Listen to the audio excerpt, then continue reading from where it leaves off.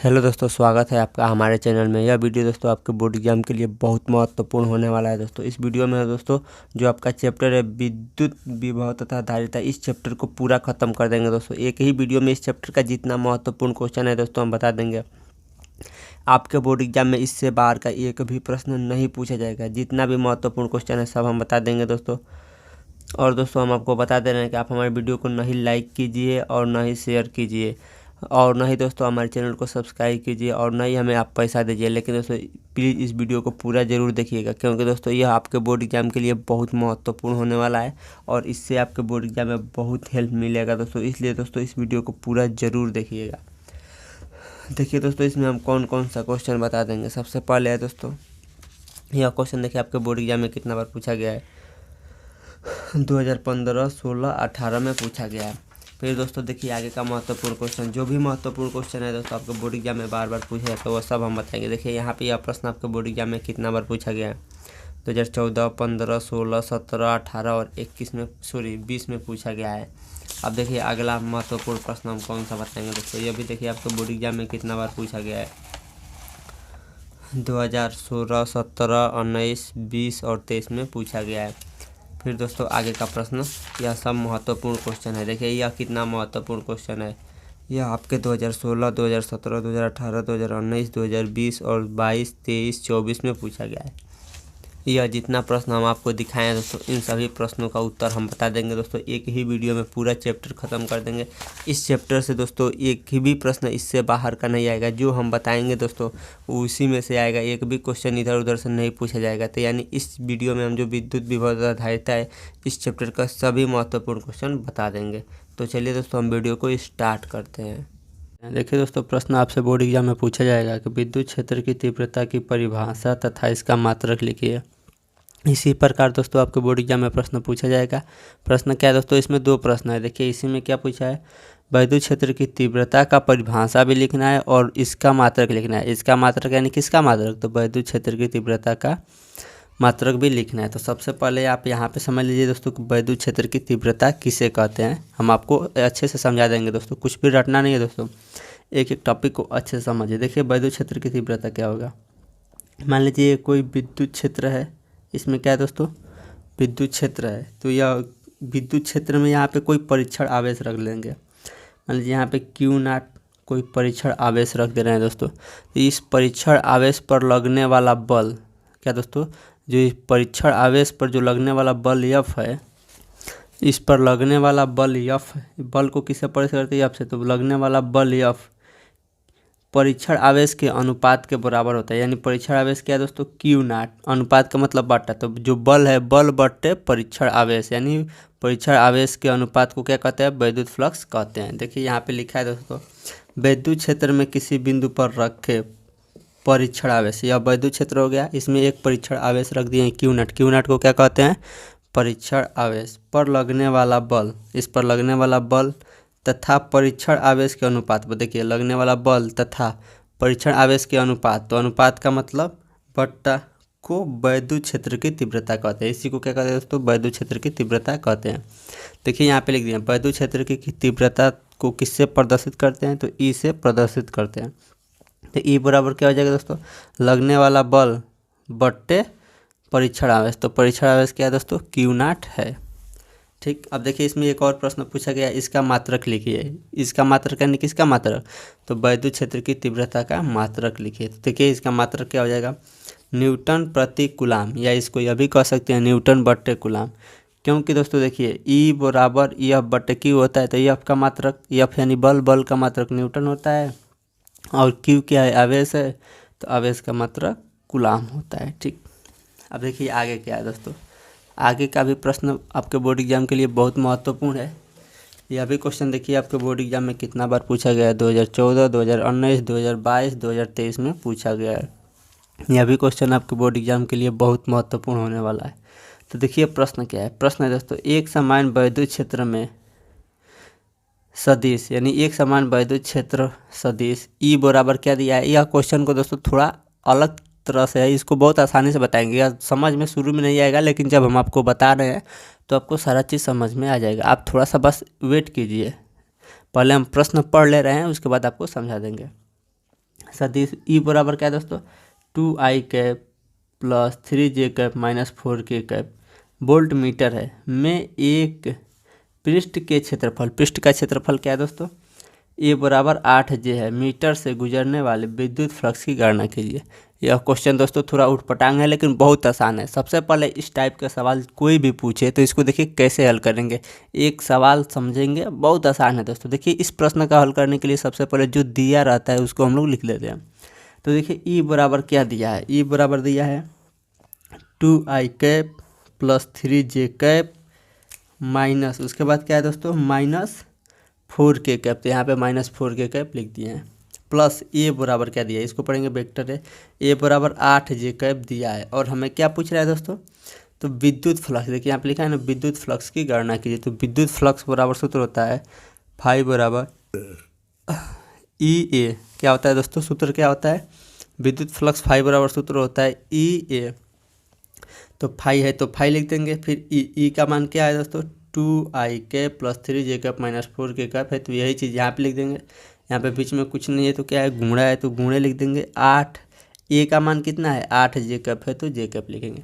अब देखिए इसका गुणा क्या करते हैं, देखिए एक यहाँ पे है और एक यहाँ पे है तो सेम सेम का ही गुणा करते हैं। देखिए यहाँ पे क्या है i है, इधर i नहीं है तो इसका गुणा नहीं होगा, यहाँ पे j है तो इधर j है तो j का j में गुणा हो जाएगा।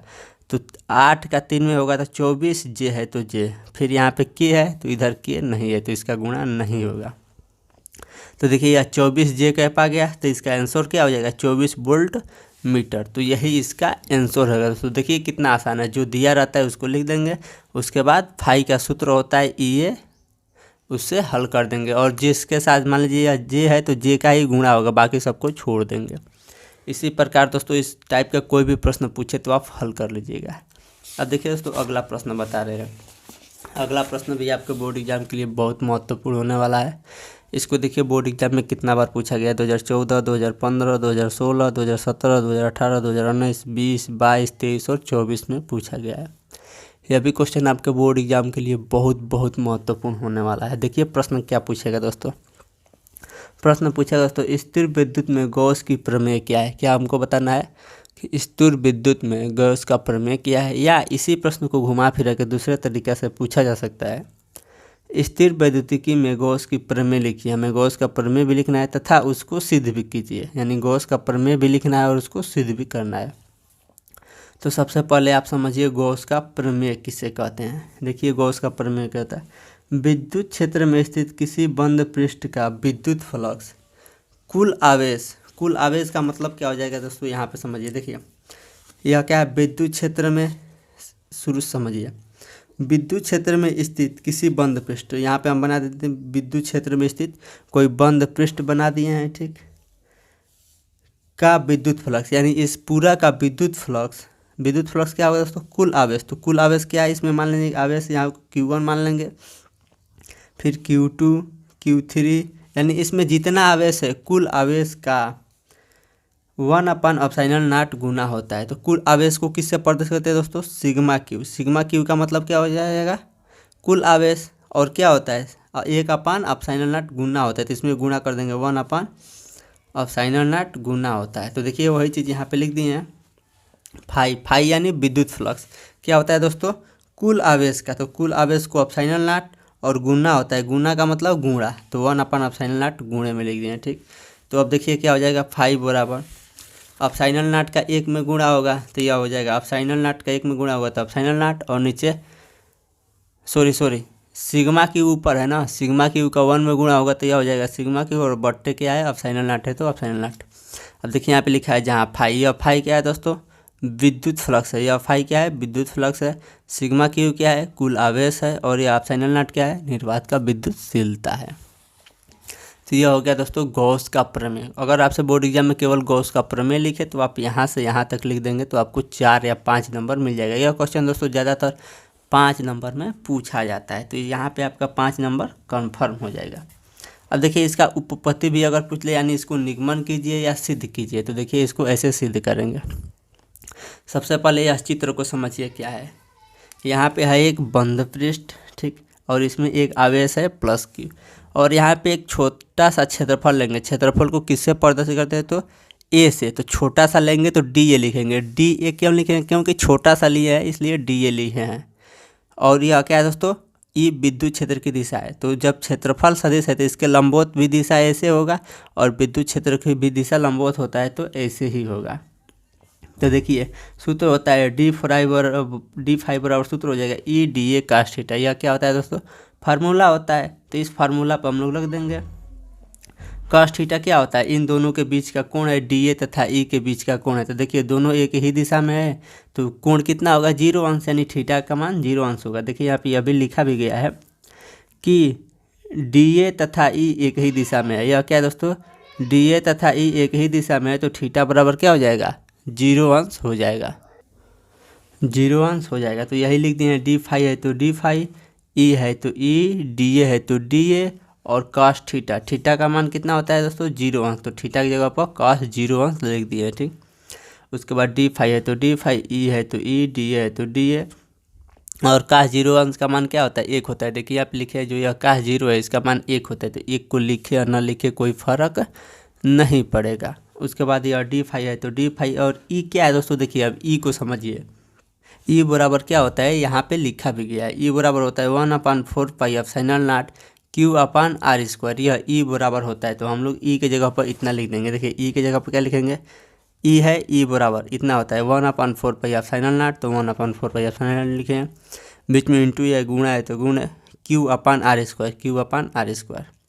उसके बाद ई हो गया। उसके बाद डी ए है तो डी ए लिख दिए, ठीक। अब देखिए यहाँ पे क्या किए हैं, डी फाई है तो फाई लिख दिए हैं, डी हटा दिए हैं। डी क्यों हटाए हैं अभी आपको समझ में आ जाएगा। 1/4 pi epsilon nought, 1/4 pi epsilon nought into Q upon R square, Q upon R square. अब देखिए यह डी ए है तो देखिए डी ए का मतलब जो यह क्षेत्रफल है, छोटा सा क्षेत्रफल है डी ए का मतलब। और पूरा जब यह गोला टाइप का है ना, तो पूरा जब निकालेंगे तो यह क्या लिख देंगे? गोले का क्षेत्रफल। तो देखिए गोले का क्षेत्रफल बराबर क्या होता है? 4 पाई आर स्क्वायर। तो यहाँ पे हम लोग क्या लिखेंगे? डी ए की जगह पर पूरे गोले का क्षेत्रफल। तो गोले का क्षेत्रफल क्या है? 4 पाई आर स्क्वायर। तो यहाँ पे लिख दिए हैं 4 पाई आर स्क्वायर। अब देखिए 4 पाई से 4 पाई कट जाएगा, यहाँ पे एप्सिलॉन नॉट बच गया, और आर स्क्वायर से आर स्क्वायर कट जाएगा। यहाँ पे टोटल देखिए क्या बचा? फाई है तो फाई बराबर ऊपर क्या बचा? यहाँ पे 1 लिखे ना लिखे कोई फर्क नहीं पड़ेगा, क्यू बचा। यह भी कट गया, पाई 4 भी कट गया, पाई भी कट गया, आर स्क्वायर भी कट गया, ठीक। बट्टे में क्या बचा? यहाँ से 4 पाई है तो 4 पाई कट गया। एप्सिलॉन नॉट बचा तो एप्सिलॉन नॉट लिख दिया, या आर स्क्वायर भी कट गया। तो यही हमें सिद्ध करना था, फाई बराबर क्यू अपान एप्सिलॉन नॉट। तो यह क्या हो गया दोस्तों? सिद्ध हो गया। तो इतना अगर आप बोर्ड एग्जाम में लिख देते हैं तो आपको कितना नंबर मिल जाएगा? 5 नंबर मिल जाएगा। अब देखिए दोस्तों अगला प्रश्न हम आपको बता रहे हैं। अगला प्रश्न भी आपके बोर्ड एग्जाम के लिए बहुत महत्वपूर्ण होने वाला है, इसको भी ध्यान से देखिएगा। इसमें एक चित्र के माध्यम से समझिएगा, इसके माध्यम से देखिए क्या है दोस्तों। अनंत लंबाई के समान रूप से आवेशित सीधे तार के निकट विद्युत क्षेत्र की तीव्रता का व्यंजक गॉस के प्रमेय की सहायता से ज्ञात करना है। क्या करना है दोस्तों? गॉस की प्रमेय की सहायता से अनंत लंबाई के तार, यह तार मान लेंगे, यह क्या है? ये ऐसे तो इसके तो इसको क्या मान लेंगे हम कि यह तार है। और कितना बड़ा तार है दोस्तों? अनंत लंबाई का है, यानी बहुत लंबा यह तार है। तो इस तार के जो निकट कोई बिंदु मान लेंगे, उसी बिंदु पर क्या करना है? विद्युत क्षेत्र की तीव्रता की गणना करना है। देखिए यहाँ पे चित्र के माध्यम से हम समझा दे रहे हैं। यहाँ पे एक चित्र बना है, जो यह बीच में है वही केवल तार है, और इसके जो तार है तो इसके चारों तरफ ना विद्युत क्षेत्र की तीव्रता निकलेगी। क्या निकलेगी दोस्तों? जो इसकी क्षेत्र की तीव्रता है, जो तार है इसके चारों तरफ निकलेगी। तो ऐसे हम लोग चारों तरफ बना दिए। मान लेंगे इस बिंदु पे निकलेगी, लेकिन इसके चारों तरफ हो जाएगी। तो ऐसे मान लेंगे यह विद्युत क्षेत्र निकल रही है। तो चित्र आपको समझ में आ गया। यह जो बीच में है वह तार है, और जो यह ऐसे बनाया है तो इसको माना गया है कि ऐसे विद्युत क्षेत्र रहेगा।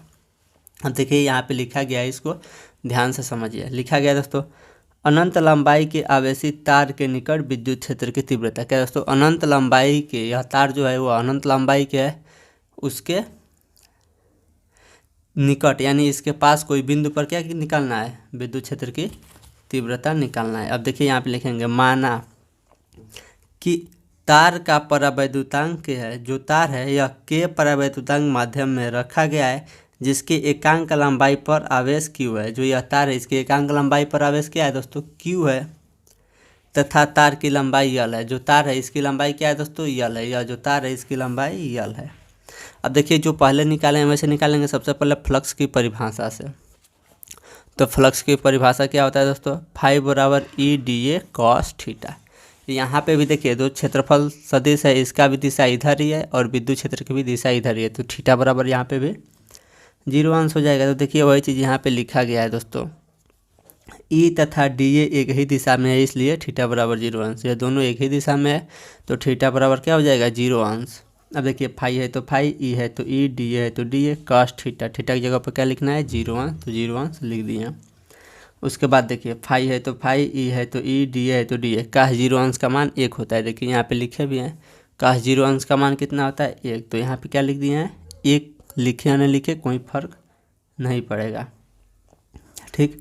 उसके बाद देखिए यहाँ पे क्या हो जाएगा, फाई, फाई है तो फाई, ई है तो ई, डी ए, डी ए का मतलब देखिए पूरा का क्षेत्रफल। तो यह क्या है दोस्तों, बेलनाकार है। आप क्लास 10 या 8 में बेलन का पढ़े होंगे तो आपको समझ में आ गया होगा कि यह बेलनाकार है। तो बेलन का सूत्र होता है 2 पाई आर एल। तो डी ए की जगह पर हम लोग क्या लिख देंगे, 2 पाई आर एल। इसको मान लेंगे समीकरण नंबर 1। तो यह क्या निकाले हैं दोस्तों, फ्लक्स की परिभाषा से फाई निकाले हैं। और यह गॉस के प्रमेय से फाई निकालेंगे। तो गॉस के प्रमेय से फाई बराबर होता है sigma Q upon epsilon not. Sigma Q का मतलब कुल आवेश। तो देखिए कुल आवेश कितना होगा, देखिए एकांक लंबाई में आवेश क्यू है तो यल लंबाई में क्या आवेश कितना हो जाएगा, तो क्यू गुणे यल। तो यहाँ पे कुल आवेश क्या हो जाएगा, सिग्मा क्यू का मतलब कुल आवेश होता है तो कुल आवेश क्यू यल हो जाएगा। देखिए यहाँ पे लिखा है सिग्मा क्यू बराबर क्यू यल यानी कुल आवेश अपन एप्सिलॉन नॉट है तो एप्सिलॉन नॉट। इसको दे देंगे समीकरण नंबर 2। अब देखिए इसमें समीकरण 1 यह है, समीकरण 2 यह है। तो समीकरण 1 व 2 से देखिए दोनों में फाई बराबर है ना, यहाँ पे भी फाई बराबर इतना है, यहाँ पे भी फाई बराबर इतना है। तो यह दोनों जब फाई बराबर है तो यह भी दोनों आपस में बराबर होगा। तो इसको पहले लिख देंगे, इसको क्या लिखेंगे, ई 2 पाई आर एल। तो यहाँ पे लिख दिए ई 2 पाई आर एल बराबर Q L upon epsilon not, ये लिख दिए। अब देखिए यहाँ पे क्या करेंगे, 2 पाई आर एल बराबर के इधर ई के साथ गुणा में है तो बराबर के इधर भेजेंगे तो बट्टे में हो जाएगा। तो हो जाएगा ई बराबर 1/2 पाई आर एल। यह बराबर किधर आएगा तो बट्टे में, तो 1/2 पाई आर एल गुणे Q L upon epsilon nought, Q L upon epsilon not. अब देखिए यल से यल क्या होगा, कट जाएगा और क्या बच जाएगा दोस्तों, 1/2 पाई एप्सिलॉन नॉट। देखिए यहाँ पे क्या लिखे हैं, 1/2 पाई लिखे हैं और यह एप्सिलॉन नॉट लिखे हैं यहाँ पे देखिए। और यल को क्या किए हैं, सॉरी यल तो कट गया है, आर को यहाँ पे लिख दिए हैं। तो ऊपर यहाँ पे क्यू बचा और यह आर यहाँ का यहाँ लिखे हैं, यहाँ का यहाँ देखिए, और एप्सिलॉन नॉट को यहाँ ला दिए हैं। ठीक, इतना समझ में, केवल आगे पीछे किए हैं। जो यहाँ पे आर है उसको यहाँ पे कर दिए हैं और जो यहाँ पे एप्सिलॉन नॉट है उसको यहाँ पे कर दिए हैं। अब देखिए परावैद्युतांक के है तो के जब परावैद्युतांक के रहेगा तो क्या हो जाएगा, ई बराबर 2 पाई एप्सिलॉन नॉट के यानी परावैद्युतांक के है तो के लिख देंगे गुणा क्यू अपन आर। तो इसका भी यही शुद्ध करना था तो हो गया। अगर का केवल आप इतना लिख कर छोड़ देंगे तभी भी आपको पूरा नंबर मिल जाएगा। अब देखिए दोस्तों अगला प्रश्न भी आपके बोर्ड एग्जाम के लिए बहुत महत्वपूर्ण होने वाला है दोस्तों। इस प्रश्न को 2017, 2019, 2020 और 2024 में भी पूछा गया है। तो यह भी क्वेश्चन क्या है दोस्तों, बहुत महत्वपूर्ण होने वाला है। इसको भी ध्यान से देखिएगा। इस प्रश्न को आप अपने मन से लगाइएगा दोस्तों। हम देखिए आपको थोड़ा बहुत बता दे रहे हैं, इसमें भी क्या करेंगे, इसमें भी देखिए परिभाषा से विद्युत फ्लक्स निकाल लेंगे और एक बार क्या करेंगे, देखिए यहाँ पे गॉस के प्रमेय से विद्युत फ्लक्स निकाल रहे हैं। हम आपको एक बार दिखाते रहे हैं। अगर दोस्तों आपको यह नहीं समझ में आएगा तो आप कमेंट में लिखिएगा, हम वहाँ पर भी दोस्तों इसको बता देंगे। आप यहाँ से देख लीजिए, हम आपको केवल दिखा दे रहे हैं। और दोस्तों क्लास 12 के बोर्ड एग्जाम की तैयारी करना चाहते हैं तो जो आपके स्क्रीन पर वीडियो आ रहा है उस वीडियो को ज़रूर देखें।